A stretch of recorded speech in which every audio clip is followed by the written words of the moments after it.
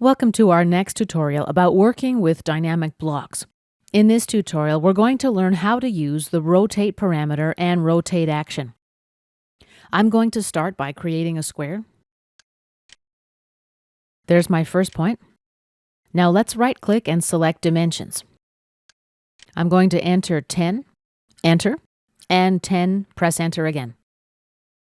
Okay, we left-click to specify the location of our square. Here we go. Let's create a block now. Click on New Block.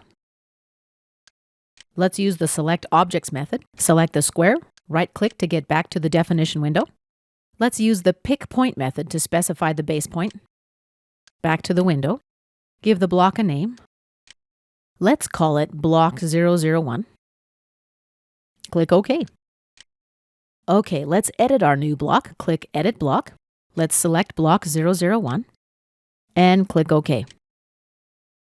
The first thing I want to do is place the rotation parameter. Let's drag it in. I need to specify the base point. Hold down the Shift key, right-click, scroll up to mid between 2 points. This midpoint and this midpoint. There's our base point. Let's specify the radius now. And the default angle. Okay, now let's go to the Actions tab.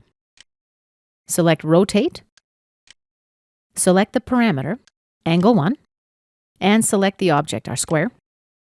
Right-click to finish the selection, and let's test how the block works now. Go to Test Block, select the block, let's grab a handle, and let's say 45 degrees, press Enter.